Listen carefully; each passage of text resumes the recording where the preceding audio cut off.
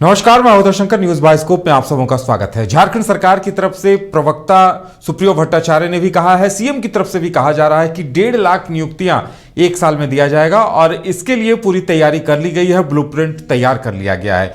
लेकिन वहीं झारखंड की विडंबना है कि अभी भी अभ्यर्थी धरना प्रदर्शन करने को मजबूर हैं, चाहे वो लगातार एक के बाद एक कई ऐसे मामले आए हैं जिनके तहत जिन मांगों को लेकर अभ्यर्थी और छात्र अब भी आंदोलन को मजबूर हैं। ज्यादा जानकारी के लिए इस वक्त हमारे साथ छात्र नेता देवेंद्र महतो जुड़े हुए हैं, सीधे चलेंगे उनके पास। देवेंद्र महतो, सरकार की तरफ से यह दावा किया जा रहा है कि एक साल के अंदर 1.5 लाख नौकरियां युवाओं को दी जाएगी, क्या कहेंगे आप इस वादे पर? ये सबसे पहले अपने तमाम दर्शकों को नमस्कार, जोहार। और हम यही कहना चाहेंगे कि यह बयान बेफका वाला है, लॉलीपॉप वाला है और छात्र ये सरकार से सिर्फ और सिर्फ ठगा हुआ महसूस कर रहा है। आप देखें कि 16-17 दिसंबर को सीजीएल होना था एग्जाम, जेएसएससी सीजीएल, जिसका तैयारी को लेकर के पूरे झारखंड प्रदेश के सभी छात्र लाइब्रेरी में कैद होकर 8x8 के कमरे में कैद होकर के नहाना धोना खाना पीना को छोड़ करके दिन रात एक करके पढ़ाई कर रहे थे। लेकिन दुर्भाग्य अचानक फिर से नोटिस आ गया और स्थगित हो गया है। आप 2015 से एक जेएसएससी सीजीएल एग्जाम भी ले सकते हैं आपका, और अभी आप बयान दे रहे हैं कि एक साल के अंदर 1.5 लाख युवाओं को रोजगार देंगे। यह वर्तमान हेमंत सरकार का उसी तरह झूठा साबित होगा जिस प्रकार कहे थे कि 2021 नियुक्ति का वर्ष होगा, प्रत्येक साल 5 लाख नौकरी देंगे। और अब देख रहे हैं कि अभी ना जेपीएससी का नोटिफिकेशन है, ना बाकी विज्ञापन आ रहा है, और एक तो नियोजन नीति स्पष्ट रूप से लागू नहीं हुआ है। हम लोग बार बार चीख कर कहते रहे कि पहले नीति बनाइए, उसके बाद नियुक्ति करिए, लेकिन एक नीति नहीं बना पाए और आज 1.5 लाख नौकरी का फिर से झूठा आश्वासन दे रहे हैं। यह आश्वासन युवाओं के आंख में धूल झोंकने का आश्वासन है, इसलिए युवा अब पूरा आक्रोशित है। जब से जेएसएससी सीजीएल का नोटिफिकेशन आया कि एग्जाम कैंसिल होगा, और हम लोग शुरू से कह रहे थे कि यह एक ठाकुर प्रसाद का कैलेंडर है, और ठाकुर प्रसाद के कैलेंडर में जिस प्रकार उल्लेख होता है कि साल में इतना दिन होगा, इतना महीना होगा, इतना तारीख होगा, ये तारीख में ये त्योहार होगा और अंततः वो तारीख खत्म हो जाएगा और फिर से वही तारीख दोबारा दोहराया जाएगा।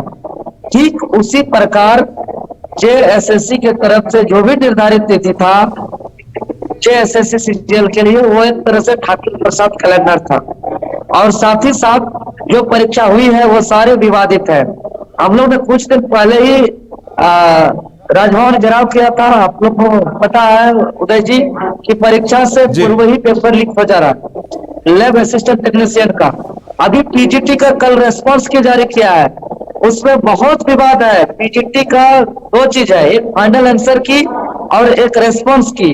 और रेस्पॉन्स की के बाद जो भी आयोग के द्वारा बताया जा रहा है, फाइनल आंसर शीट में बहुत विवाद है। एक जगह वही आयोग कहता है कि ये क्वेश्चन सही है, और वही आयोग आगे फिर दूसरा लिस्ट में कहता है कि ये क्वेश्चन का ये ऑप्शन सही है, गलत है। तो एक ही आयोग एक ही क्वेश्चन को कहीं सही कहीं गलत, कहीं सही कहीं गलत, इस तरह से बोल करके एक आयोग के प्रति राज्य के तमाम छात्र का भरोसा उठ गया है, विश्वास उठ गया है। इसलिए छात्र बौखला गए हैं। पूरे प्रदेश से छात्र का फोन आ रहा है। हम लोग बहुत जल्द एक बड़ा आंदोलन का ऐलान करेंगे, बहुत जल्द आपका चैनल पे आने वाला है, उसका डेट घोषणा करने वाले हैं। पूरे हजारीबाग के स्टूडेंट, रांची के स्टूडेंट, विभिन्न लाइब्रेरी में पढ़ने वाले छात्र बहुत परेशान हैं, हताश हैं, निराश हैं, कॉल कर रहे हैं, मैसेज कर रहे हैं, डेट का घोषणा करने के लिए प्रेशर कर रहे हैं। इसलिए छात्र को ज्यादा ठगा न जाए, अन्यथा बहुत जल्द आप लोग का चैनल के माध्यम से हम लोग आंदोलन का तिथि घोषणा करेंगे। और इस बार झारखंड कर्मचारी चयन आयोग कार्यालय का घेराव करेंगे, पूरे राज्य के छात्र शामिल होंगे। इसका रणनीति हम लोग का बन रहा है। अभी बात हम लोग का आपस में सभी नेतृत्वकर्ता का हो रहा है। जैसे ही सहमति बनेगा हम लोग जोर शोर से आंदोलन का ऐलान भी करेंगे, क्योंकि 1-1.5 साल में कैसे होगा?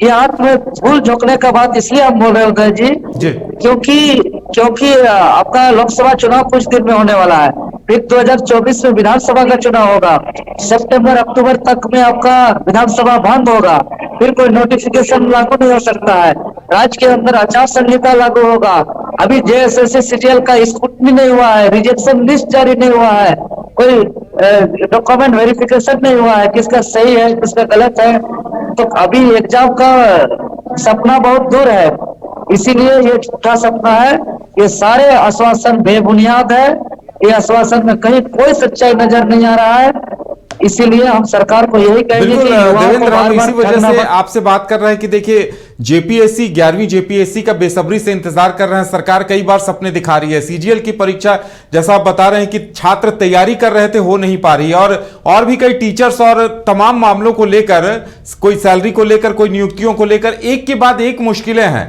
लगातार राजभवन के सामने जाइए तो आंदोलन किन्हीं न किन्हीं का चलता रहता है। तो ऐसे में लगता है अगर इस सरकार के 4 साल के कार्यकाल को देखा जाए तो महज एक जेपीएससी की परीक्षा कराने के अलावा और कोई उपलब्धियां खासकर नौकरियां देने के मामले में नहीं रही हैं अभी तक। जी बिल्कुल उदय जी, इनका नौकरी के मामले पे अगर हम मार्क्स दें तो ये 0 है, क्योंकि एक तो नीति भी नहीं बना है, और जहां जेपीएससी की बात पे है वो भी बहुत विवादित था, और उसमें भी बहुत सारा ऐसा सवाल खड़ा हुआ जिसका जवाब आयोग ने आधा दिया और आधा नहीं दे पाया, और विवादित जेपीएससी को नियुक्ति करा दिया।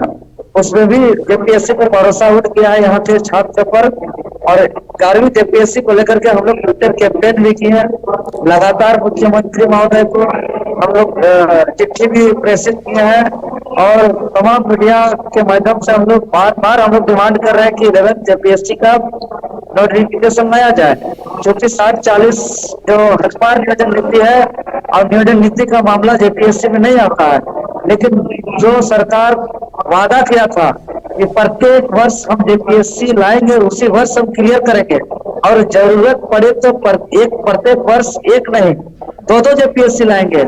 लेकिन देखिए 4 साल होने को जा रहा है सरकार का कार्यकाल का, लेकिन एकमात्र जेपीएससी 7वीं से 10वीं नाम दे दिया गया, वो भी विवादित और त्रुटिपूर्ण तरीके से उनका ज्वाइनिंग किया गया, और अगला जेपीएससी को लेकर के लगातार और यहाँ का छात्र इंतजार में है।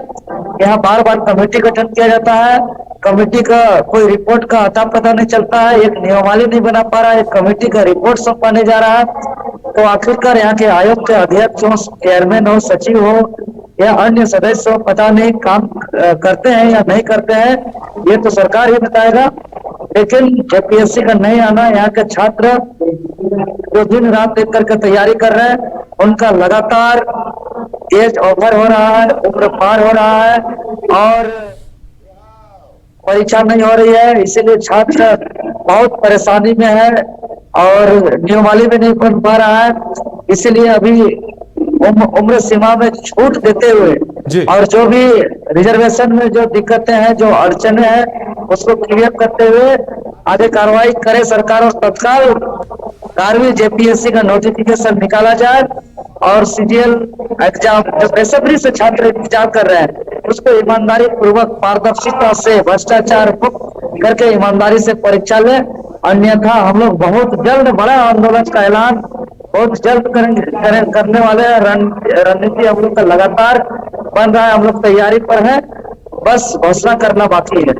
चलिए देवेंद्र, हमारे साथ जुड़ने के लिए और तमाम जानकारी देने के लिए आपका बहुत बहुत धन्यवाद। तो पूरे झारखंड के छात्र कहीं न कहीं निराश हैं, हताश हैं, और अब महज आंदोलन ही उनके सामने एकमात्र विकल्प दिखाई दे रहा है। देवेंद्र महतो भी इसी बात का ऐलान कर रहे हैं कि एक बड़े आंदोलन की रूपरेखा तैयार की जा रही है, क्योंकि अगर 3 महीनों में सरकार कुछ नहीं कर पाती है तो मार्च अप्रैल के महीने से आचार संहिता लागू हो जाएगी, क्योंकि लोकसभा के चुनाव होने हैं, और उसके बाद फिर महज कुछ महीने, जून जुलाई अगस्त, महज 3 महीने सरकार को मिलेंगे। उसके बाद फिर विधानसभा चुनाव को लेकर आचार संहिता और चुनावी तैयारी में सरकार लग जाएगी। ऐसे में देखने वाली बात यह होगी कि सरकार जो वादे कर रही है उन वादों को कहां तक पूरा कर पाती है।